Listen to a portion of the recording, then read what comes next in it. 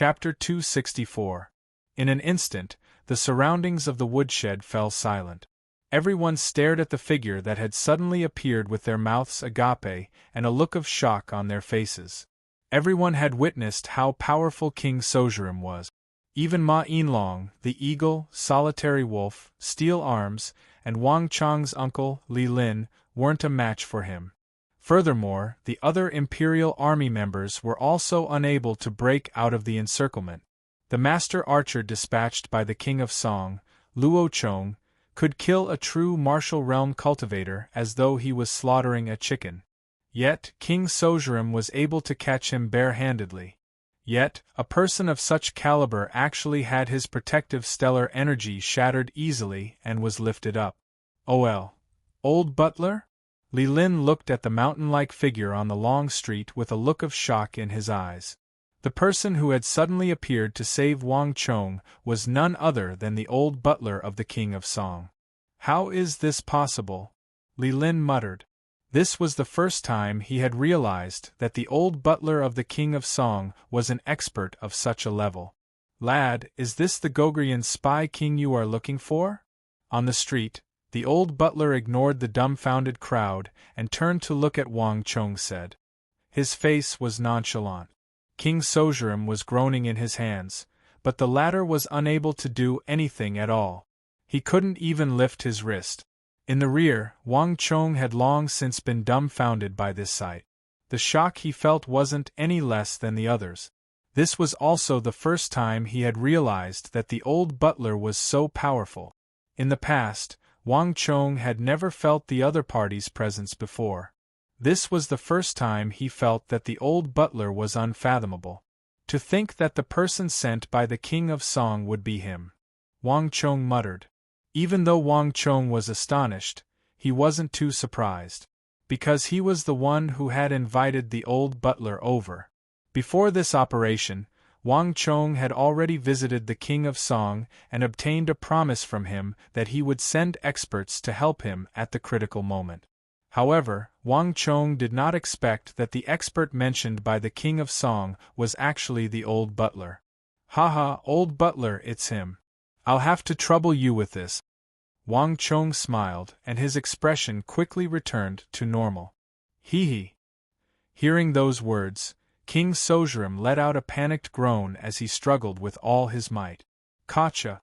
The old butler tightened his grip and snapped King Sojurim's neck as though he was a chicken. Bang! With a flick of his wrist, the old butler tossed King Sojurim's corpse onto the ground before Ma Yin and the others. "Little guy, I've already killed him for you. You'll have to deal with the rest yourself." The old butler had a carefree expression on his face. After he finished speaking, he clapped his hands, turned around, and left as if he had done something insignificant. "Thank you, elder." Wang Chong respectfully lowered his head and watched as the old butler left.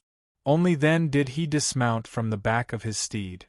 At the same time, Li Lin, Ma Yinlong, Steel Arms, Eagle, and the other imperial army members surrounded King Sojurim. "He's dead. He's really dead. Inconceivable. That fellow nearly got away." The group surrounded King Sojurim's corpse with complicated emotions in their hearts. That fellow was cunning, but at the same time, he was also ferocious and vicious, possessing the personality of both a fox and a wolf. In the past 15 years, he had been doing whatever he wanted in the capital of the Tang dynasty. Spying, assassinating, destroying. There was nothing he didn't know how to do. Yet, at this moment, he was hiding on the ground motionlessly with a look of fear on his face. The more one experienced King Sojurim's viciousness, the more they understood how difficult it was to kill this Gogrian spy. This matter has finally come to an end. Looking at the corpse on the ground, Wang Chong heaved a long sigh of relief. Killing King Sojurim wasn't just to resolve the assassination and destruction that had yet to be carried out, it was also to protect the honor and dignity of the Tang dynasty. The Central Plains would never allow an outsider to use this place as their backyard and wreak havoc. Congratulations to User for killing King Sojurim and neutralizing the assassination of the Gogrian Empire. You are rewarded with 20 destiny energy. The long-awaited voice finally sounded in his head. Hearing this familiar voice, a smile slowly appeared on Wang Chang's face. But in the next moment, something unexpected happened. Congratulations to user for killing 1581 soldiers of the Goguryeo Empire. Congratulations to user for killing 1582 soldiers of the Goguryeo Empire. Congratulations to user for killing 1583 soldiers of the Goguryeo Empire. Congratulations to user for killing 1588 soldiers of the Goguryeo Empire. Congratulations to user for killing 1589 soldiers of the Goguryeo Empire. Congratulations to user for killing 1590 soldiers of the Goguryeo Empire. A raging wind blew, and an invisible energy gathered from the surroundings and gushed into Wang Chang's body. In a short period of time, Wang Chang could feel his bane of the battlefield rising by a notch, and the number of Goguryeo soldiers he killed also increased by 10. Killing a single King Sojurim is equivalent to killing 10 Goguryeo soldiers? Wang Chang was surprised. Without the imperial army general to share the fruits of his labor, Wang Chang was able to enjoy the benefits of killing King Sojurim alone. In an instant, the number of bane of the battlefield kills increased by 10. This was the first time Wang Chang had realized that killing a top-notch general could be converted into killing a low-tier soldier. Uncle, I'll leave the rest to you, Wang Chang said. Li Lin stood his sword on the spot, and a smile crept onto his face. He understood Wang Chang's intentions. With King Sojurim's corpse, he would be the greatest contributor to this operation. This was a huge contribution. As long as he could raise his martial arts, it would only be a matter of time before he became a commander of the imperial army. The rumbling of hooves could be heard from afar. Thus, Wang Chang quickly left the area before the city guards and the other scouts arrived. Boom! When the corpse of King Sojurim, the culprit who assassinated many officials of the Tang dynasty, appeared in the capital 15 years ago, a huge uproar broke out in the capital. Furthermore, the notice that the imperial court had quickly put up made this matter even more certain. The prestigious clans and officials who were assassinated back then burst into an uproar. Some of the descendants of the officials who had their entire families killed back then burst into tears. Because of this matter, the Wang clan received the gratitude of the entire capital's officials. Many of them even paid him a visit to express their gratitude. As a result, the reputation of Duke Jiu's lineage soared in the capital. This was something that Wang Chang couldn't have imagined at the start. In fact, due to King Sojurim's death, the Holy Emperor even made an exception to receive Li Lin, who had participated in the operation, as well as Ma Yinlong, Steel Arms, the Eagle and Solitary Wolf, who had served in the Bureau of Military Personnel and Bureau of Punishments back then. This matter caused quite a commotion among the Hu and foreign tribes in the capital as well. King Sojurim was nicknamed the Fox of Goguryeo. Even though almost no one in the capital of the Tang dynasty had seen his face before, his name still reverberated like thunder in the ears of the Hu. Even so, his name resounded like thunder in the ears of the Hu. The series of feats he had done had pushed his influence to the peak. In the capital of the Tang dynasty, he was definitely one of the top spies. King Sojurim's death was a huge shock to everyone. The capital fell into a rare period of silence. Even the domineering Goguryans fell silent out of fear, becoming much more obedient. Damn it! In the distant northeast of the Tang dynasty, east of the Anong Protectorate Manor, in the capital of the Goguryeo Empire, a figure smashed his fist on a table. Wang Chang, I'll remember you. One day, you'll pay the price for your actions. That figure clenched his jaws furiously as a bone-piercing hatred flashed in his eyes. Time flew. Regardless of the commotion in the outside world, after the incident with King Sojurim, Wang Chang enjoyed his peaceful yet affluent life. Chong-er, eat some food, eat some more food. Look at you, you've lost so much weight out there. This is the sea cucumber your father had General Zhang send over from Lingnan. It's very nutritious, so eat more. In the lounge of the Wang family residence, Madame Wang picked up a large piece of sea cucumber and placed it into Wang Chang's bowl with a doting expression. His little sister wasn't around, his father and big brother were in the army, and his second brother was locked up in the imperial prison. Thus, Wang Chong would do his best to accompany his mother. However, upon hearing his mother's words, Wang Chong's chopsticks froze for a moment. General Zhang? Lingnan? Wang Chong stared in shock at the juicy sea cucumber in the white jade bowl, which had been soaked in soup and was overflowing with fresh and tender meat. His mother might not understand it, but how could Wang Chong not understand? His father rarely sent anything over, needless to say, sea cucumber. With just a few mouthfuls, Wang Chong could tell that this wasn't any ordinary sea cucumber but the most valuable first-grade immortal soup, jade sea cucumber. Other than having a good texture, it was said to be able to extend one's lifespan and nourish one's body, making one feel younger. The concubines in the palace loved to use this to beautify their skin. The Wang Chong clan was also a wealthy clan.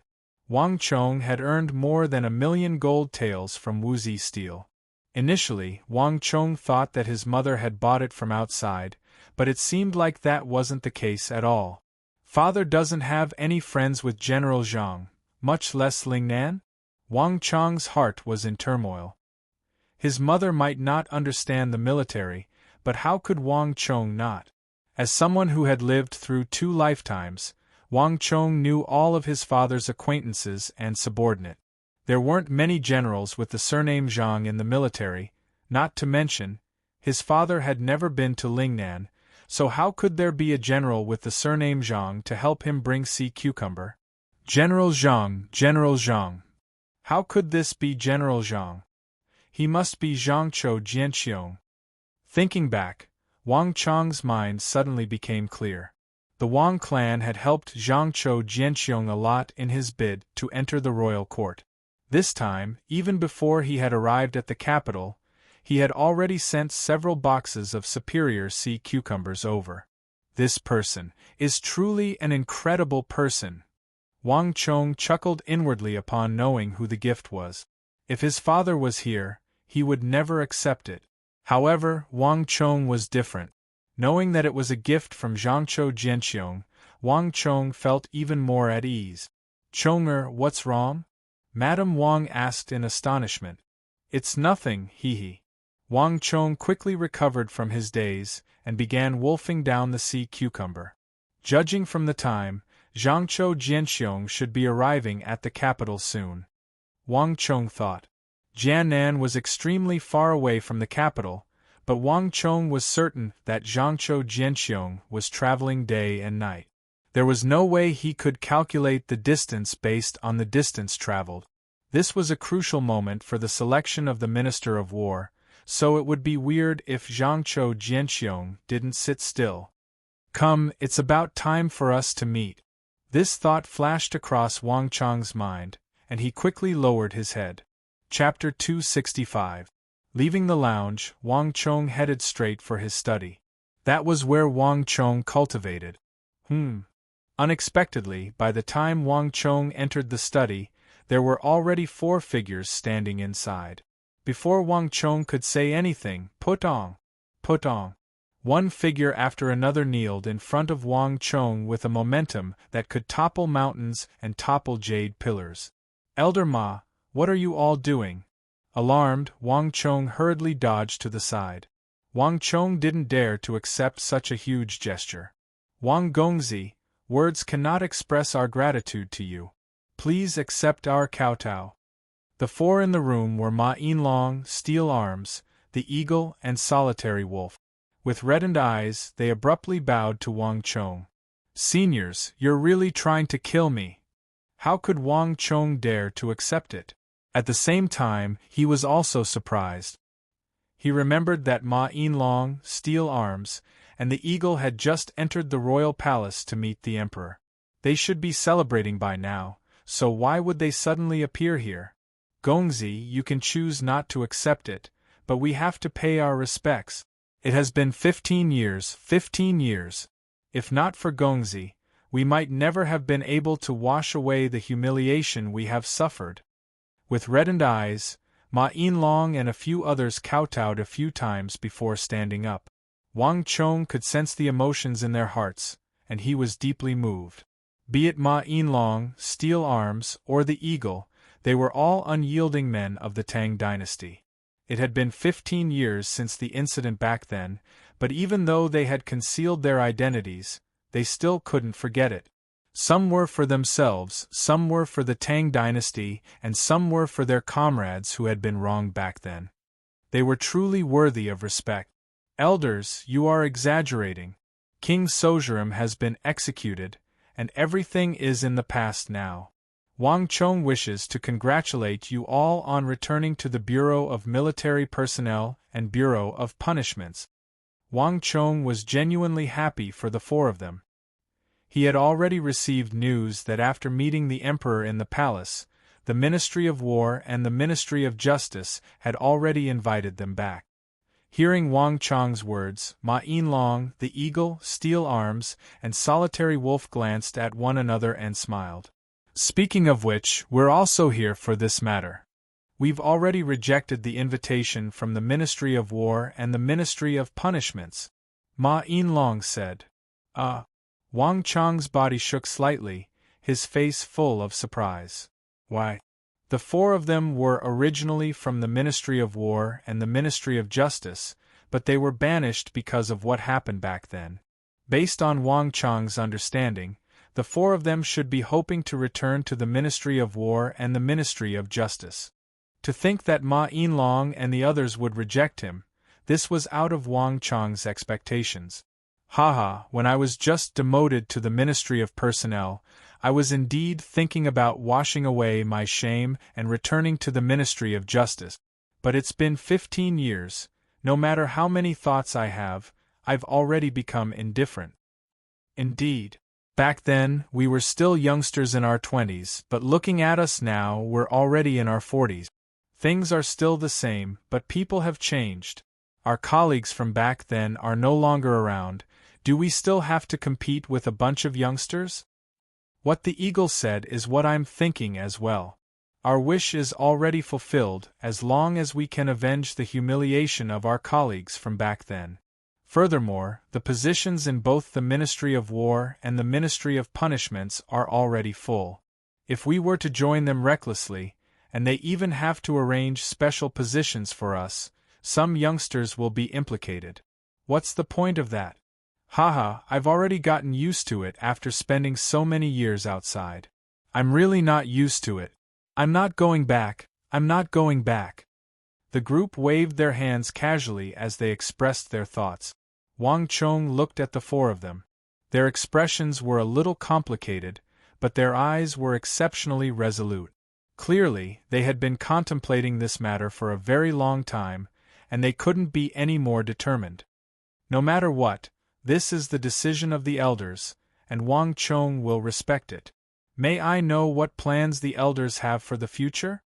Wang Chong said.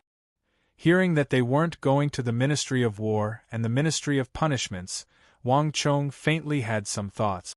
However, Wang Chong wasn't confident in this matter.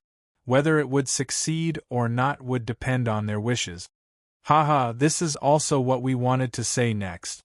If young master doesn't mind, I hope to be able to follow by young master's side in the future. The one who said this was the Eagle. As he spoke, he took a step forward. Me too. If not for young master, I don't know if we would be able to avenge the humiliation we suffered in this lifetime. Young master, please accept me. Lone Wolf also took a step forward and said solemnly. If young master doesn't mind that I only have one arm, please accept me as well. Iron Arms smiled as he stepped forward. Of course not. Where did these seniors come from? How could I possibly turn my back on them? I'm more than happy. Wang Chong was simply overjoyed. He was still wondering whether the four of them would be willing to follow him if they weren't going to join the Ministry of War and the Ministry of Punishments. However, Wang Chong wasn't confident in this matter, and he was still hesitating on how he should turn them down. He didn't expect the four of them to take the initiative to say that they wanted to follow him. Wang Chong had seen how powerful the four of them were. Even though Iron Arms was missing an arm, his offense was still inconceivably powerful. Not to mention, there were quite a few profound martial realm experts among them. Other than the guards in the clan, Wang Chong didn't have any experts by his side. However, the guards in the clan weren't even worth mentioning. Even Mayasame Ayaka could do whatever she wanted in the clan back then. Needless to say, the experts who were even stronger than her. If the four of them were to follow him, it would be like adding wings to a tiger. At this moment, Wang Chong couldn't contain his joy. Of the four, only Ma Yinlong hadn't expressed his stance yet. Gongzi, forgive me for not being able to follow you like the others for the time being. Because there's something important that I have to do. After I'm done with that matter, if Gongzi doesn't mind, I'm willing to serve you. Ma Yinlong fell silent for a moment before replying. Deep sorrow could be heard in his voice. Just that, even I have no idea how long this matter will take. It could be a year, 10 years, or even longer. Oh! Wang Chong was surprised, but he soon chuckled. Hee, don't worry, senior. If there's anything you need, feel free to ask. Everyone had their own secret. Even though Wang Chong didn't know what would require so much time from Ma Yinlong, he could guess that it had to do with the matter from back then. There's no need for that. Ma Yinlong waved his hands and smiled. I'll have to trouble Gongzi to take care of these old brothers of mine. Gongzi is the descendant of Duke Jiao, and you have the world in your heart. If these old brothers of mine stay by Gongzi's side, they might be of greater use than if they stayed in the Bureau of Military Personnel and Bureau of Punishments. The other one is Solitary Wolf. That fellow loves money as much as his life, and I heard that Gongzi is earning money every day. I hope that Gongzi can take good care of him. Ha ha ha! Hearing Ma Yinlong's amusing words, Wang Chong couldn't help but burst into laughter. Elder, rest assured. Even if I have other capabilities, I'm still capable of earning money. The group of people couldn't help but laugh. Gongzi, there's no need for you to address us as elders in the future. Just call us by our nicknames, Solitary Wolf, the Eagle, and Steel Arms. Ma Yinlong soon left. Watching as the other party's silhouette disappeared through the door, Wang Chong couldn't help but sigh. Even though they hadn't worked together for long, the bite of the white tiger from the Bureau of Punishments had left a deep impression in Wang Chong's heart. Elder, rest in peace, Wang Chong thought. After making arrangements for the Eagle, Steel Arms, and Solitary Wolf, Wang Chong got back to work. Even though the matter with the Gogurians had been settled, Wang Chong still had a lot of matters to attend to. Wang Chong's harvest from the encirclement of the Gogurian stronghold was bountiful. Other than a few chests which Wang Chong kept for himself, the rest of the Gogurian ginseng were delivered to the spirit vein by Wang Chong for the younger generation that Wang Chong had selected from the various clans. These people were the future of the Wang clan, as well as Wang Chong's future subordinates. Since Wang Chong didn't have much use for the ginseng himself, he decided to give it to the younger generation first. Following which, Wang Chong summoned to Oba Guyuan and had him deal with the Wuzi steel. After settling everything, Wang Chong finally had some free time. Time flew, and unknowingly, 7 to 8 days had passed. Outside the capital, in the depths of the mountains filled with lush greenery, white steam could be seen rising from the peak of the mountain. Amidst the steam, a figure was seated motionlessly on the ground. Spiritual energy was surging in from all directions, gushing into that figure's body. Heh! After an unknown period of time, Wang Chong exhaled lightly, and he slowly opened his eyes amidst the white steam.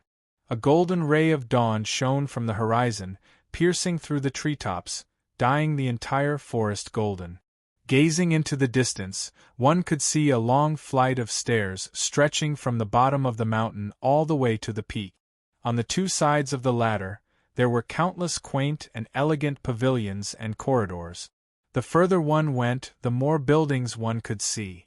At the peak of the mountain, one could see a majestic palace complex. There were residential areas, training areas, resting areas, gardens, ponds, fake mountains. Everything was there. Not far away from Wangchong, a group of young men and women were practicing and sparring in the training field. Loud bangs could be heard, and their punches and kicks were full of vigor.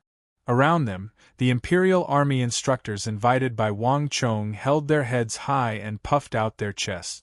With a stern look in their eyes, they berated and gave pointers to the younger generation selected from the various clans. It's not easy. Wangchong took a deep breath. Looking at the lively scenery around him, he felt a strong sense of pride and accomplishment. After 4 to 5 months, after expending a large amount of manpower, resources, and money, the base that Wangchong had planned was finally completed with the support of the spirit vein. Even though it was still hidden in the depths of the mountains, to Wangchong, everything was on the right track. In the future, this would be the capital that he would use to change the world. In the future, I can't just limit myself to the various clans. I have to recruit more people, and I can't just limit myself to this one martial arts base. In the future, I have to build more such bases in the various prefectures. Gazing at the rising sun, Wangchong felt boundless hope in his heart. This spirit vein was his starting point, but it wasn't his end. In the future, Wangchong intended to expand this model to the various regions of the Central Plains and recruit more people. The commoners and orphans would be Wangchong's priority target. The wealthy merchants of the various regions were also on the list of recruit.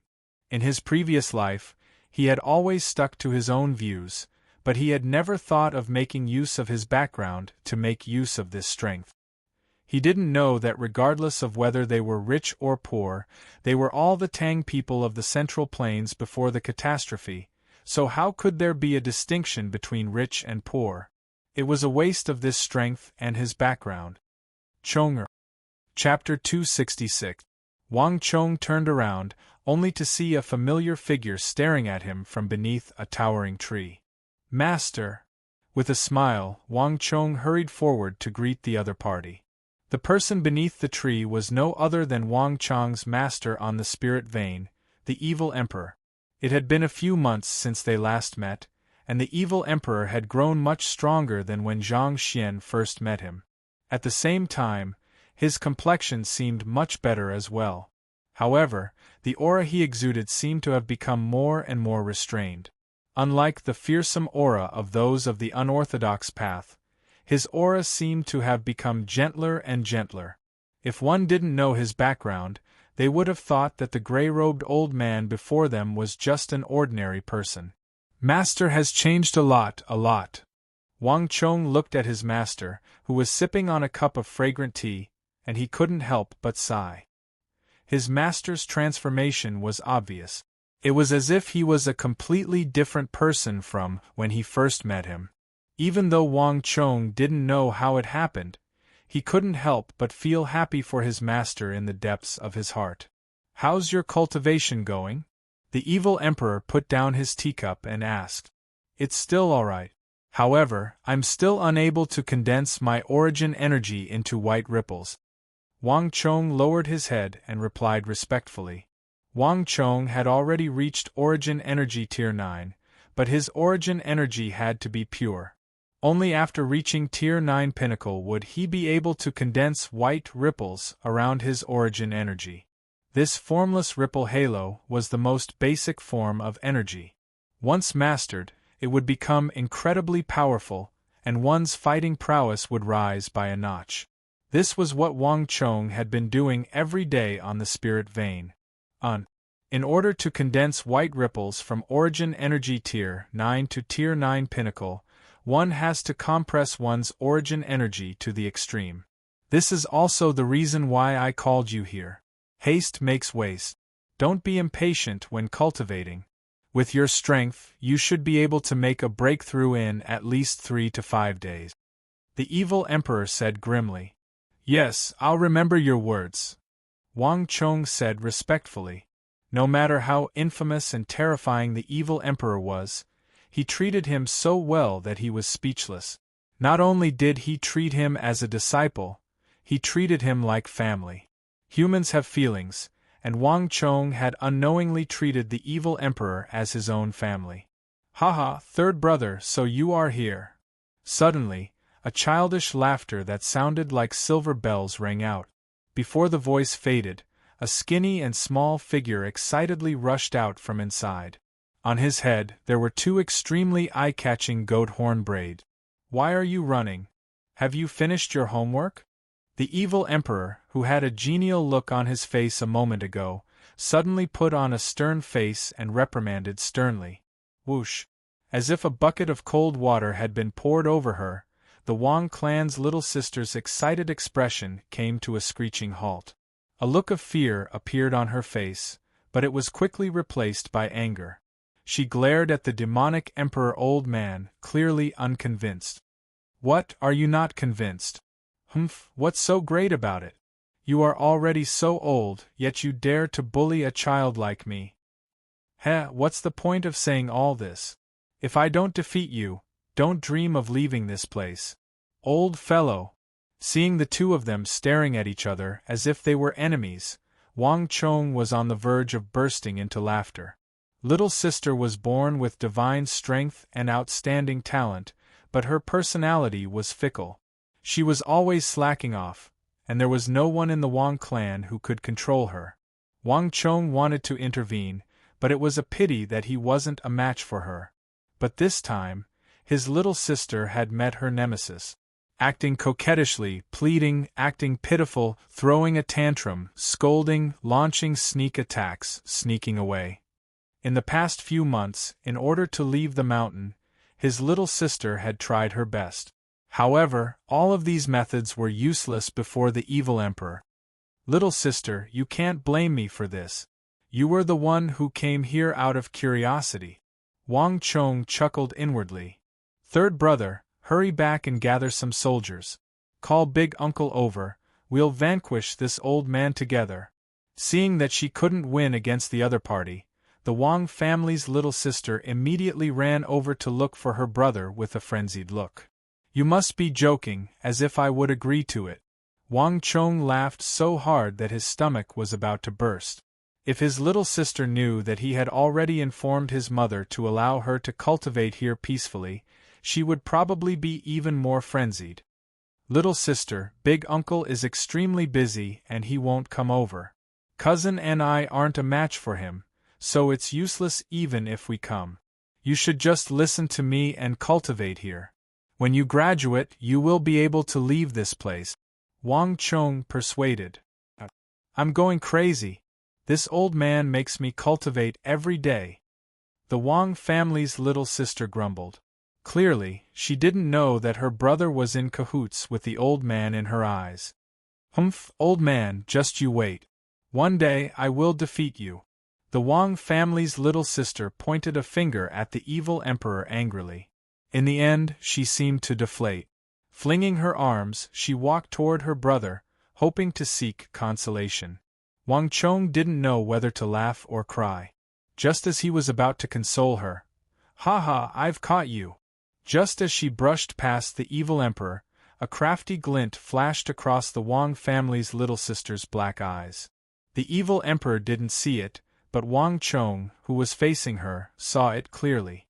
This little sister actually knows how to play tricks. Wang Chong widened his eyes in shock.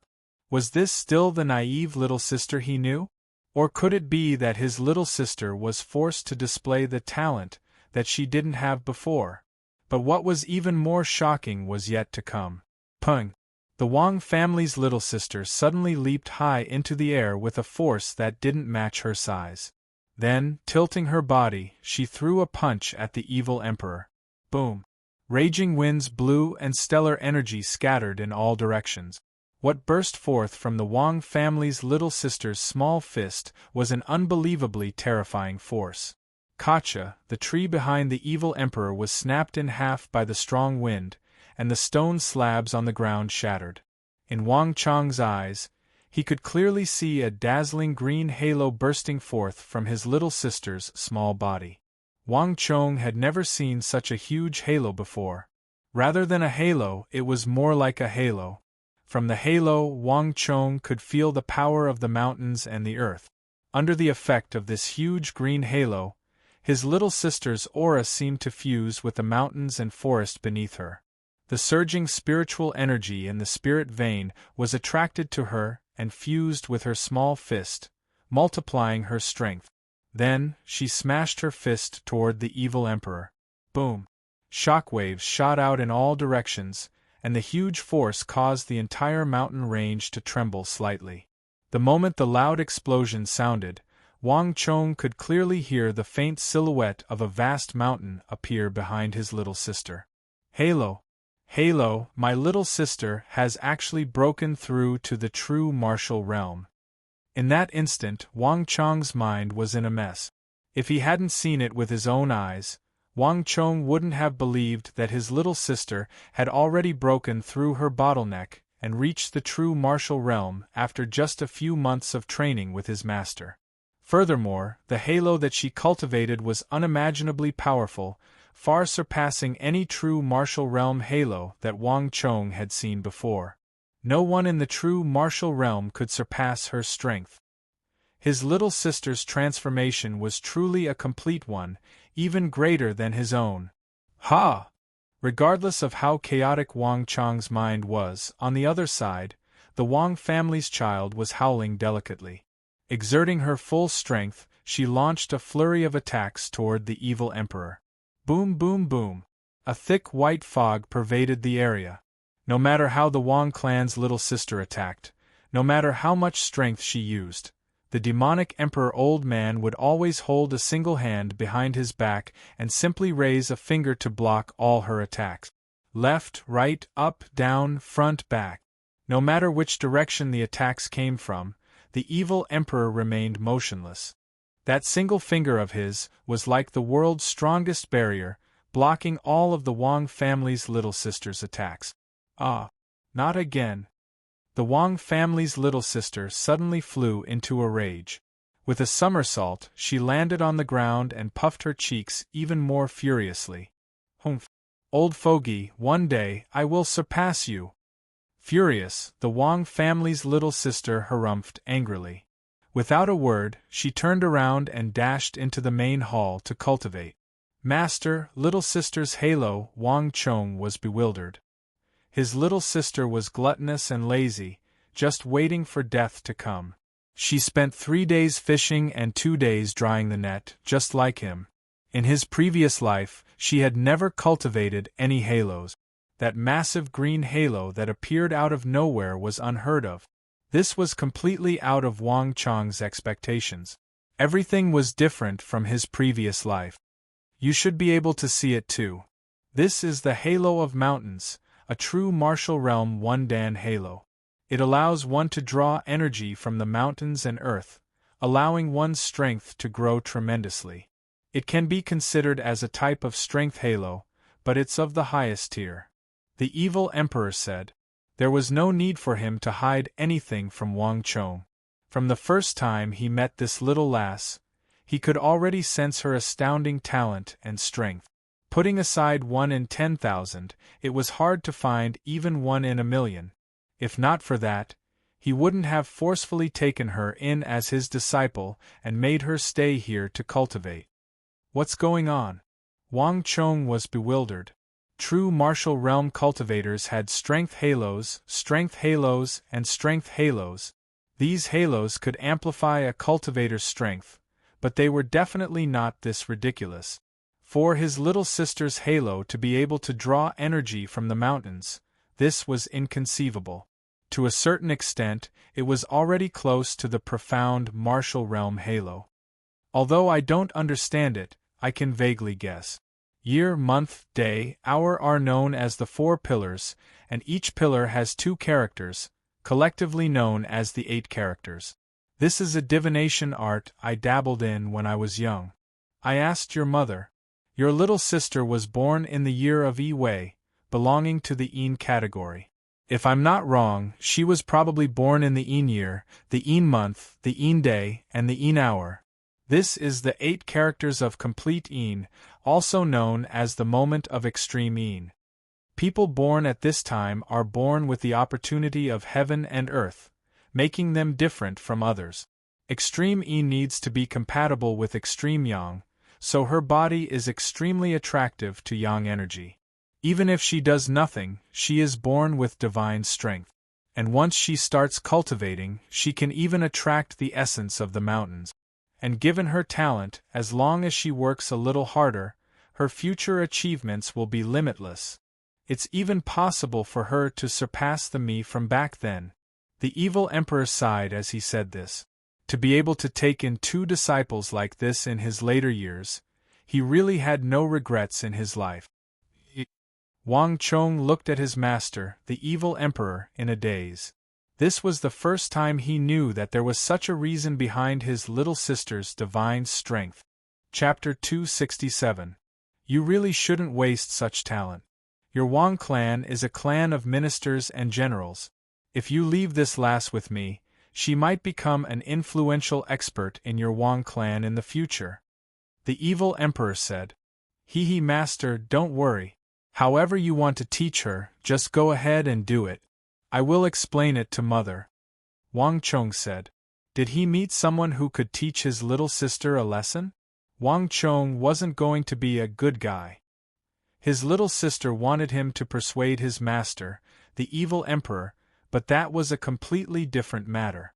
It was already good enough that he didn't ask his master to add ingredients to her cultivation. The evil emperor nodded. Then, he looked at Wang Chong with a hint of worry in his eyes. I don't know if it's right or wrong for me to teach you the little Yin-Yang art. Your cultivation is too fast. I thought that since you aren't a member of a sect, your cultivation wouldn't be as fast.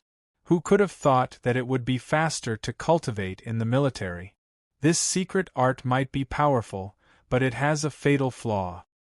This is also the reason why I was assassinated by that traitorous disciple.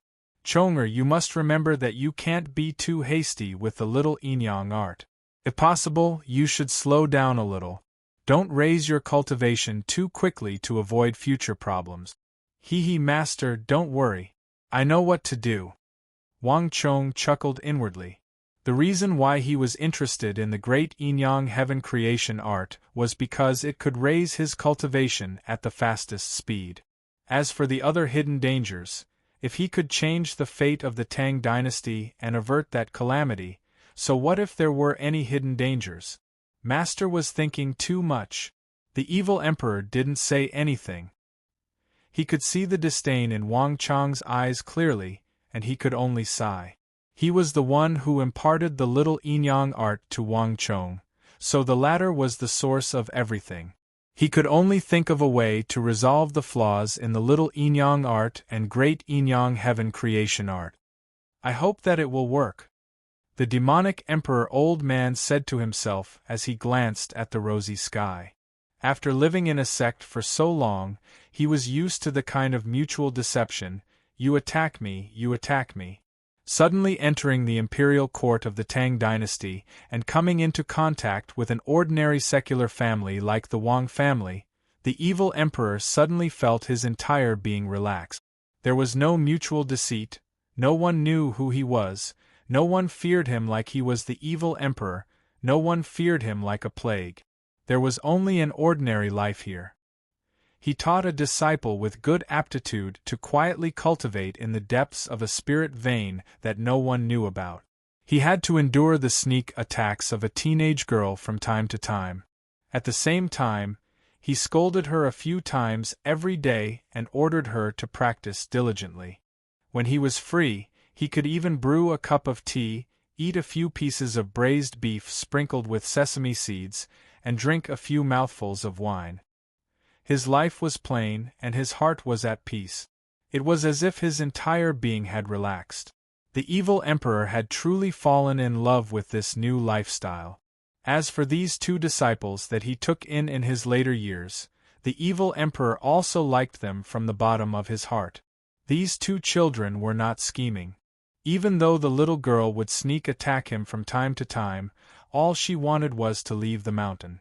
As for Wang Chong, the evil emperor could feel that there was something weighing heavily on his mind, but that was all there was to it. Towards the evil emperor, Wang Chong was definitely sincere and did not have the slightest bit of evil thoughts. This was something that the evil emperor could feel. This child had truly treated him as his master. To the evil emperor, who had lived a life of trials and tribulations, these were all precious. No matter what, the evil emperor did not want anything to happen to these two children. The evil emperor opened up his sleeves and quickly turned around to enter the main hall. Almost at the same time, Wang Chong looked around and quickly walked towards a man-made fake mountain at the edge of the mountain. "How is it?" Wang Chong asked. "Gongzi, according to Gongzi, the construction of training ground number 2 has been completed. However, the living quarters and dining hall are still lacking. I'm afraid that it will take a few more months." Beside the fake mountain, a Wang family guard in his 30s who had been waiting for a long time reported. This person was called Su Ping.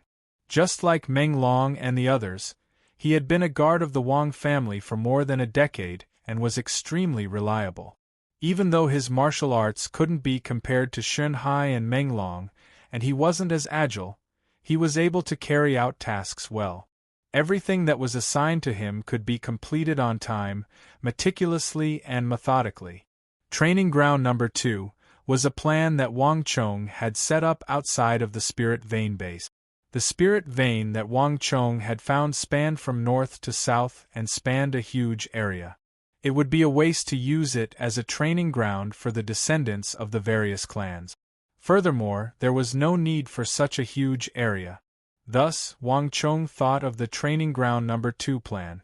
At the northernmost area of the Spirit Vein, a distance away from the base, he planned to open it to the outside world. In Wang Chong's plan, this training ground was just like the residence he had built on White Tiger Peak outside the Kunwu training ground. Both of them were extremely important. How many people can the living quarters of training ground number 2 currently hold? Wang Chong said as he gazed toward the north of the mountain range.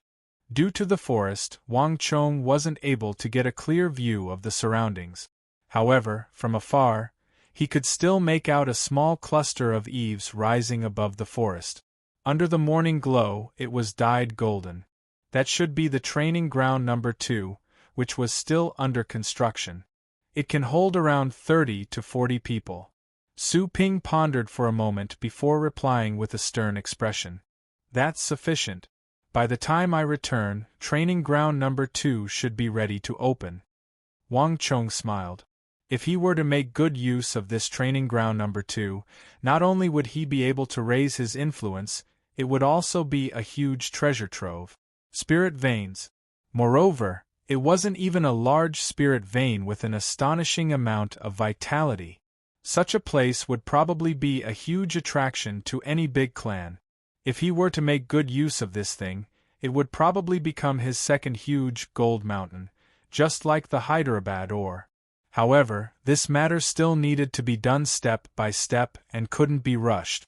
After telling Su Ping about the future plans, Wang Chong pondered for a moment before turning around and walking toward the training ground on the other side of the base. At the side of the training ground, an old instructor in his 50s was supervising the training of the young men and women. His sideburns were white and his face was stern, making him look very experienced. "Young master." Seeing Wang Chong coming over, the old instructor quickly stopped and bowed slightly with a respectful expression. "Young master." Almost at the same time, a group of young men and women who were training also noticed Wang Chong. All of them looked excited as they stopped their training and greeted Wang Chong. Their gazes were filled with fanaticism and joy as if they had seen their idol. Wang Chong greeted them with a smile. "Continue your training." That simple sentence left everyone excited. Some of the young ladies even shrieked. Even though Wang Chong wasn't old, many of the things he had done weren't something that an ordinary person of his age could do. Thus, no one realized that Wang Chong wasn't much older than them. Elder Xiang, this way please. Wang Chong smiled. Under the fervent gazes of the crowd, he walked to the side with the old instructor. The old instructor's surname was Xiang, and he was recommended by Wang Chong's uncle and the other 8 instructors. Even though he wasn't the first to arrive at the base on the spirit vein, he had the highest prestige in the base, be it before or after. All of the Imperial Army instructors viewed him as their leader, and it wasn't easy to invite him over. All of the retired Imperial Army instructors respected him deeply. Before him, Wang Chong didn't dare to put on airs as the grandson of the 9th Gongzi. Instead, he addressed him as Elder Xiang. There are strict rules regarding the retirement of the Imperial Army, and it's impossible for us to agree to a request like Gongzi's. Besides, Gongzi has great ambitions. However, Duke Jiu is a person of high prestige, and he abides by his morals. This is something that everyone in the world has witnessed. On top of that, Gongzi has the heart to help the country, and you don't harbor any evil thoughts. That's why I agreed to your request. Elder Xiang said as he walked. There were many prestigious clans in the capital who wanted to invite him over, but he had never opened his mouth. The reason why he made an exception this time around was because he had a favorable impression of Wang Chong. The regional commander's incident caused Wang Chong to submit a petition to the Holy Emperor, and he was nearly sentenced to death in prison. Only someone with great courage would be able to do such a thing. Furthermore, he came from an upright faction, and everyone knew that he was on Duke Jiu's side. This was also the reason why he agreed to Elder Xiang's request. Elder Xiang, thank you for your favor. By opening this base in the spirit vein, I intend to lend the Empire a helping hand. Currently, Uzun, Turkic Khaganate, Goguryeo, Mengshi and Abbasid Caliphate are no longer what they were in the past. However, not many people in the royal court know about it. The reason why Wang Chong is doing this is because he hopes that it will be of help to the Empire in the future. Wang Chong said. Wang Chong wouldn't say such words to other instructors. They wouldn't even ask about it. However, Elder Xiang was different. He had been an instructor in the Imperial Army for 27 years, and he had taught countless Imperial Army members. Many of the current Imperial Army instructors were his students. In the Imperial Army, his reputation, influence, standing, and rallying power were all extremely important. Furthermore, Elder Xiang had participated in several major battles of the Empire, and he was acquainted with many influential officials in the royal court.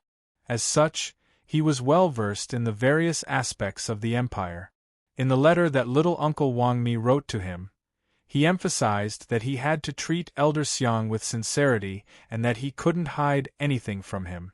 If he could win Elder Xiang's favor, as long as he summoned him, Wang Chong would be able to receive immeasurable help. Elder Xiang stopped in his tracks. He stared at Wang Chong with a pair of penetrating eyes, and after a moment, he finally nodded his head. He could see sincerity in Wang Chong's eyes. This was what Wang Chong said, and that was what he was thinking. It's a good thing that you think so. Like father, like son. You come from a clan of generals and ministers, and it's a blessing for the Empire to be able to see through the hidden dangers of the Empire. In the capital, there are members of the royal family, nobles, and influential clans. I've seen many of them. There are those who play chicken and fight with dogs, those who laze around and wait for death, those who fight with violence, and those who strive for fame. However, to be able to care for the Empire and care for the world is truly commendable. There's no one in your generation who can match up to you. As long as you can maintain this sincerity, your future achievements will be limitless. I've already written several letters to invite some of my old friends and former students. I hope that they can lend you a helping hand. Elder Xiang's lips moved unhurriedly, but the contents of his words left Wang Chong overjoyed. Thank you, Elder Xiang. Wang Chong was delighted. Elder Xiang's old friends and students numbered in the hundreds, needless to say, his students. At this moment, Wang Chong wasn't worried that there weren't enough Imperial Army instructors in the Spirit Vein base. Instead, he was worried that he wouldn't be able to accommodate them. Furthermore, if Elder Xiang were to write a letter and express his stance, the instructors of the Imperial Army would surely be able to make an immediate impact. At that time, Wang Chong would probably be able to gather a large number of men. Chapter 268. The students that you have recruited are still acceptable. However, if you intend to do something for the Empire, I'm afraid that these 100 students won't be enough. Elder Xiang stopped and looked at Wang Chong. Elder Xiang, don't worry. These students are only the first batch. I will recruit more people in the future, and it won't just be limited to our Wang clan. Wang Chong said sincerely. Oh! Elder Xiang was surprised, but he was more impressed by the other party. So you already have a concrete plan in mind. That's great. I seem to have been worrying too much. After ending his conversation with Elder Xiang, Wang Chong quickly returned to the main hall. Time flew, and before he knew it, another 3 days had passed. By the side of the Spirit Vein, Wang Chong was seated cross-legged. His eyes were focused on his nose, and his nose was focused on his heart. His mind, spirit, and energy were circulating along his meridians and acupoint. The circulation of origin energy would absorb mental energy. Wang Chong hadn't noticed it at the start, but as he grew stronger and stronger, his origin energy would absorb more and more psychic energy, and this would become obvious. Thus, even though his origin energy was replenished, his mental energy would still be slightly fatigued. He would need to rest for a moment before he could recover. Wang Chong's mental energy was stronger than others. Even though he didn't feel fatigued immediately, he could already feel his mental energy being absorbed by his origin energy. Everything was dark and he couldn't see anything. Wang Chong maintained his composure, not moving at all. After an unknown period of time, a ripple suddenly appeared in the darkness. Vaguely, Wang Chong sensed something in the surroundings. It's here. A thought flashed across Wang Chong's mind. Wang Chong wasn't unfamiliar with this feeling. Recently, Wang Chong had been experiencing it frequently. There seemed to be something in the darkness, but it wasn't a tree, a pavilion, a boulder, or a pond. It was something even more concrete and detailed. Something invisible to the naked eye. It was close, but it was also far away. It was separated by a thin layer of paper, but it was impossible to break through it. These are the rules. Wang Chong thought to himself. The power of heaven and earth was the rule, and the martial arts halo was the manifestation of the rule. Only by comprehending the rules of heaven and earth would one be able to possess a martial halo.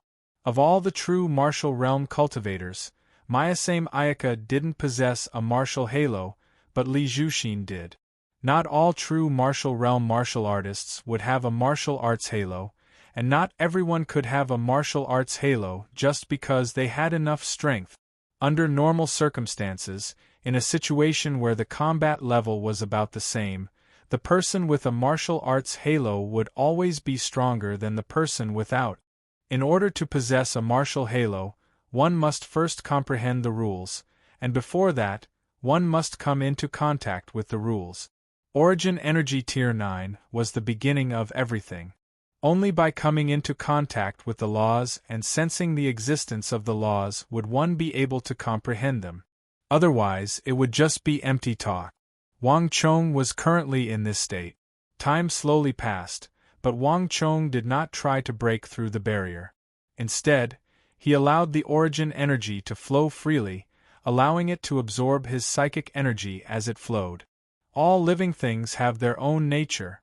When one reached Origin Energy Tier 9 Pinnacle and wanted to form a white ripple halo, the most important thing was to allow the flow of the Yuan Qi to flow naturally and allow the two to converge to the peak.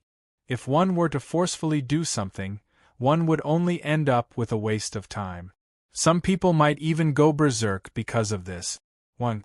When the absorption of origin energy reached its peak, when it could no longer absorb any more, a qualitative change occurred. With a loud rumble, Wang Chang's mental strength seemed to have broken through some kind of bottleneck, and he seemed to have comprehended something. In the next instant, the origin energy that was restricted to his dantian and meridians suddenly burst forth with a loud rumble, breaking through the limits of his body and gushing out from his pores. Boom! The space around Wang Chong trembled. If one were to look down from the sky, one would see a clear shock wave emanating from his body. When the shock wave reached its peak, it suddenly shrank and collapsed, forming a white ripple. As soon as the white ripple was formed, it felt as though it was made of steel, and it felt as though it was invincible. Boom! Around a zhang away from Wang Chong, a craggy black fake mountain was swept by the white ripple, and with a loud rumble, it exploded into smithereens.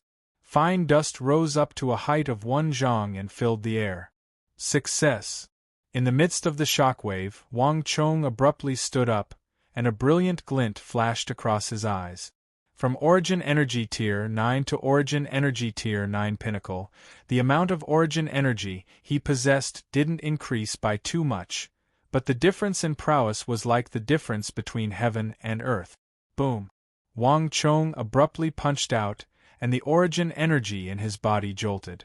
Then, a white ripple shot out from his fist, and at the very end of the Origin Energy, it seemed as though it was invisible. Boom! A massive wave was stirred up in the air. The might of Wang Chong's punch was as powerful as a tsunami. This is great. Wang Chong was exhilarated. The might of the barbaric god that he had cultivated after reaching Origin Energy Tier 9 Pinnacle was on full display. In terms of pure might, Wang Chong's current strength was far above that of an Origin Energy Tier 9 cultivator. One move after another, Wang Chong executed the dragon bone art that he had learned back then, and every single time he executed it, a white ripple would appear around him. In fact, even when he kicked with his feet, a white ripple would appear, increasing the might of his moves by several-fold. With a light kick, Wang Chong shattered a boulder. At this moment, Wang Chong was able to summon powerful white ripples from any part of his body. Let me try out the 100 Steps Divine Fist. Wang Chong looked around, and soon, his eyes fell on a large tree to the side, 200 zhang away with its thick foliage. Boom! A burst of fist chi wrapped in white ripples burst forth, and with a deafening explosion, the lush tree, as well as 5 to 6 trees in the surroundings, was blasted into smithereens by Wang Chong's 100 Steps Divine Fist. The hurricane hit the ground, scraping away the turf and stirring up the soil below, scattering it all over the sky. Is Origin Energy Tier 9 so formidable? A rustling voice sounded behind him. Turning around, Wang Chong realized that there was a group of people standing behind him. Those 100 young men and women were standing at the edge of the training ground, and they had already noticed the commotion. That doesn't seem to be the formidable Origin Energy Tier 9, but the 100 Steps Divine Fist. Impossible. I've seen the 100 Steps Divine Fist before, and it doesn't possess such might. The group of young men and women suddenly started arguing with one another. Looking at the group of young men and women who were arguing with one another over him, Wang Chong chuckled. Before they could react, Wang Chong leaped down from the peak of the mountain and dashed into the distance. Back then, when he first entered the mountain, he estimated that it would take him 10 days to reach Origin Energy Tier 9 Pinnacle and form the White Ripple Halo. Now that he had achieved his goal, it was about time for him to leave. So. In just a moment, Wang Chong disappeared from sight. Lad. Behind him, the evil emperor sipped on a mouthful of Mount Junshan snow butterfly tea as he watched Wang Chong disappear into the distance. A smile crept onto his lips, but soon, his smile turned stern. What are you waiting for? Hurry up and cultivate. Humph! An indignant voice came from the window, and then everything was peaceful again. Gongzi. Outside the Spirit Vein base, 3 carriages were parked. The eagle, steel arms, and solitary wolf were standing outside, and 3 eagles were circling in the sky. Where's the location? Wang Chong nodded and asked. The Gogrian 10-Sun Tavern in the west of the city. As he spoke, Eagle passed an invitation card over. The invitation card was black, and on it were 2 large red words, Invitation Card. It was so bright that it seemed as though it was bleeding. As expected of a fierce dragon that doesn't cross the river. He sure is bold. Wang Chong shook his head. He took the invitation card from Eagle's hands and entered the carriage. Jaya! With a loud bellow and the sound of whips, the 3 carriages slowly moved toward the capital. There, the person whom Wang Chong had been waiting for a very long time had finally appeared. No one knew that a storm was brewing in the Tang dynasty. No one knew what this storm signified. It was only many years later that its effects were slowly revealed. In the west of the city, in the territory of the Gogurians, rows of lanterns hung on the streets, but their glow was dim. The encirclement against the Gogrian assassins and the death of King Sojuram had washed over this area like a storm. It had washed away the arrogance and conceit of the Gogurians, leaving them with a tinge of respect, fear, and apprehension. At this moment, Wang Chong was walking in the territory of the Gogurians. The once bustling territory of the Gogurians was now much more deserted, no longer as bustling as before. The Gogurians had attempted to assassinate the officials of the royal court, and they had even recruited 1,000 legitimate soldiers from Gogrian. If this matter were to be exposed, the Gogurians' business would be greatly affected. Most of the Gogrian shops were deserted. At the very least, this situation wouldn't change in the near future. Gongzi, I don't think this is a good idea. We have just annihilated the legitimate army of the Gogurians, and now that we are in their territory, they probably want us dead. Steel Arms said with a frown. To think that the influential Southern Protector General Zhangzhou Jianxiong would be invited to the capital in the territory of the Gogurians. After the incident with King Sojuram, everyone in the territory of the Gogurians knew about them. Privately, he had heard that the portraits of the few of them were in the possession of every Gogrian. So what about it? It's not that we are afraid of the Gogurians, but the Gogurians should be afraid of us. In the territory of the Tang dynasty, do we have to fear a few foreigners? Wang Chong puffed out his chest and said nonchalantly. He had already sensed the gazes peeking at him from the cracks of the doors, railings, and windows. But Wang Chong didn't mind it.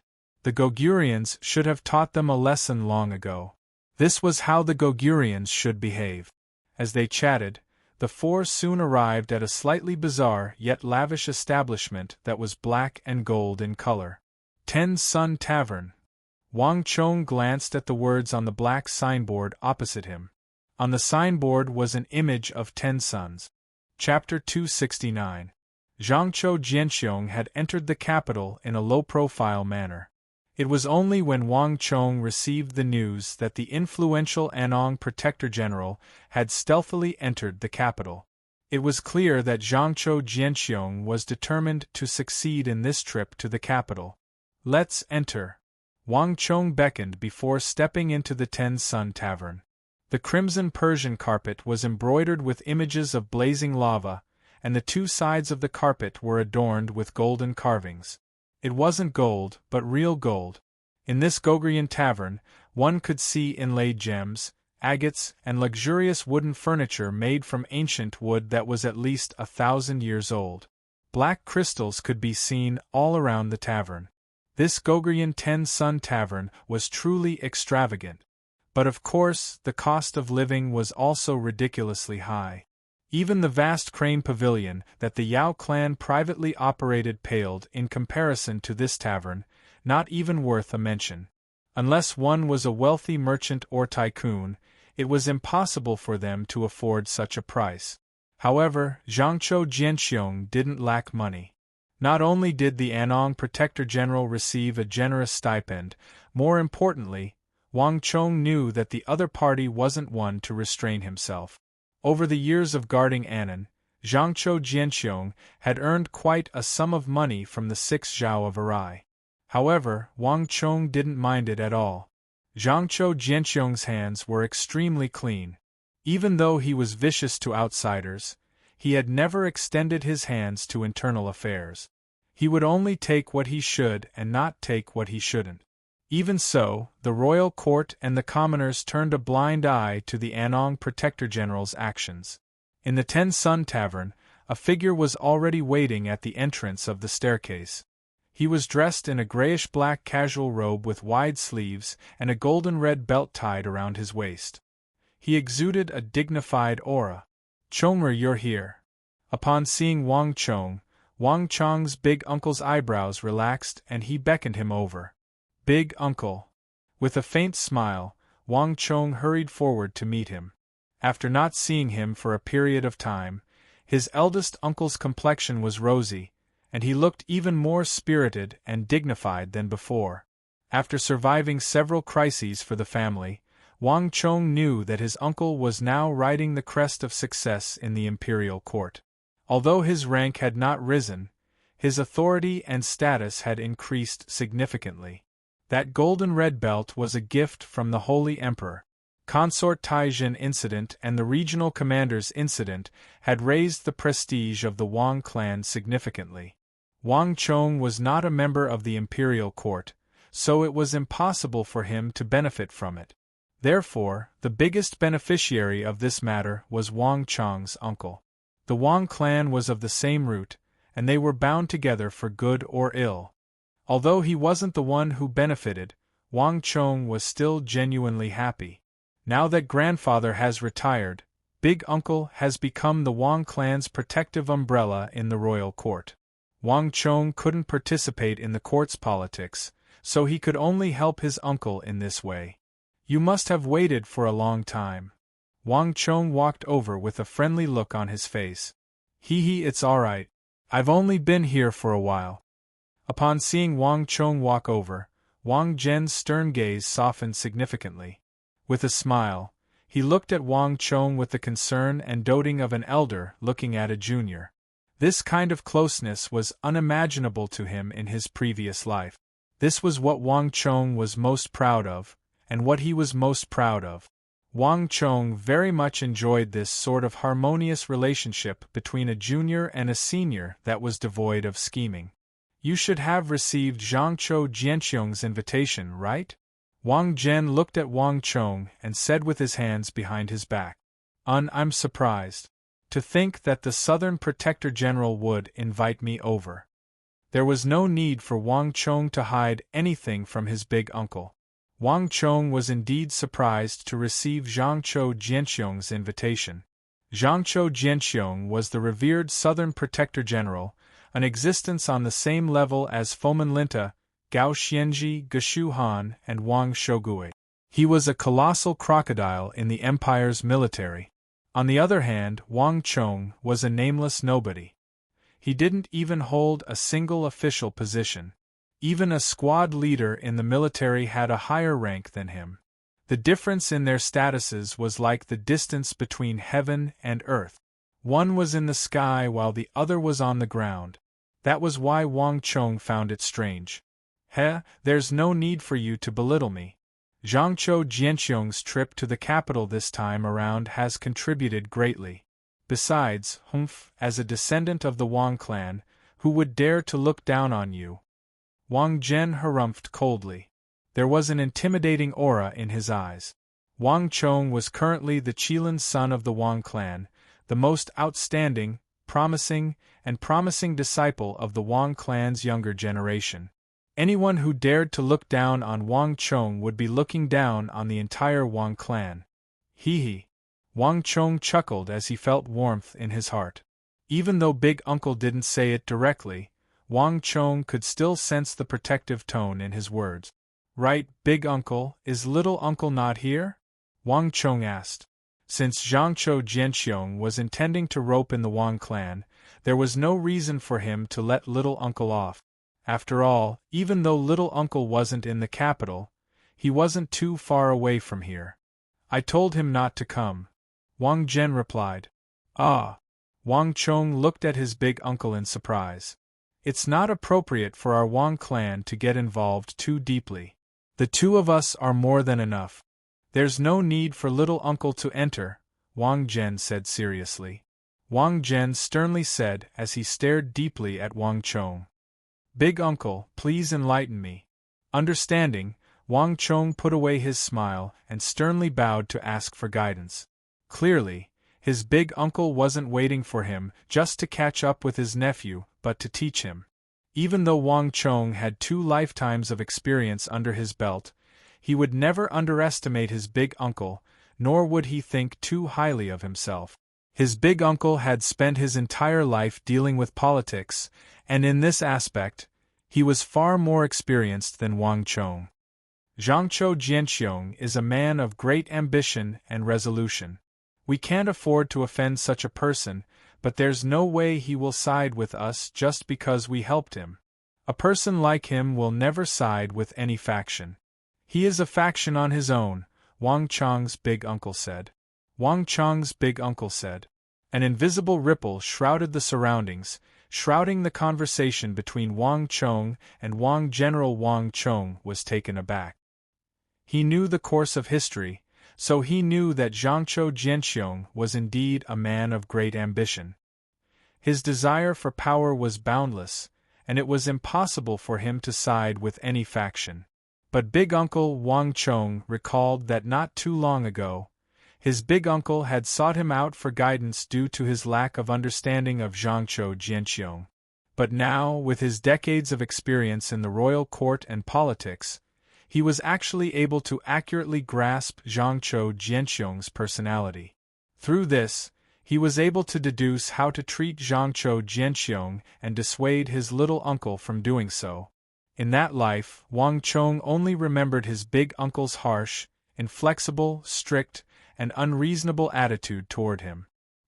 He also remembered that his big uncle's misjudgment had caused the Wang clan to fall into an abyss of despair. But this time, Wang Chong had a deep impression of his big uncle. I understand, Wang Chong said. And during the banquet later, you mustn't offend Zhangqiu Jianxiong, but you mustn't get too close to him either. Zhangqiu Jianxiong is different from Yang Zhao. Yang Zhao might not understand this, but Zhangqiu Jianxiong does. So, you must treat him differently, Wang Zhen said solemnly. He had high hopes for this nephew of his, and he didn't wish for anything to happen to him before he stepped into the political arena. This was especially so for a protector general like Zhangqiu Jianxiong. Big uncle has met Zhangqiu Jianxiong? Wang Chong suddenly asked, not answering the question. Wang Zhen was surprised, but he quickly nodded. I saw him from afar in the tavern when he entered the city. Wang Chong nodded. There were some things that didn't need to be explained too clearly. At this point, Wang Zhen already understood the situation. Zhangqiu Jianxiong was still waiting inside, so it wasn't wise for the two of them to stay outside for too long.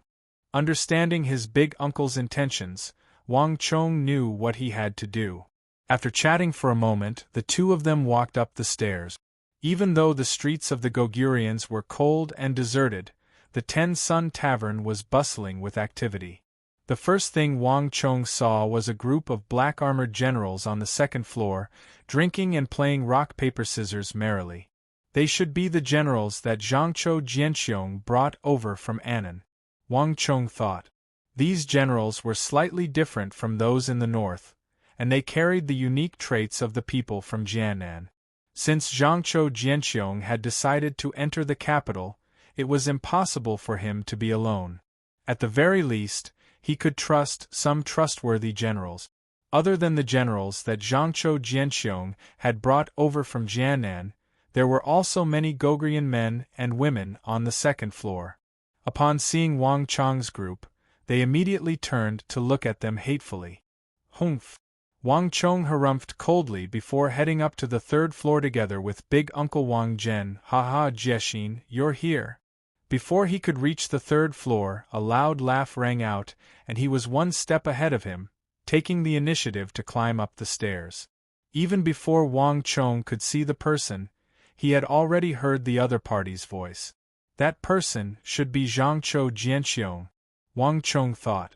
Unlike the second floor, even though the atmosphere on the third floor was lively, it was much quieter. Upon seeing Big Uncle Wang Zhen, a muscular man with a powerful aura stood up from the floor. Wang Chong had never met Zhangqiu Jianxiong before, but upon reaching the third floor, Wang Chong could immediately tell who the real Zhangqiu Jianxiong was.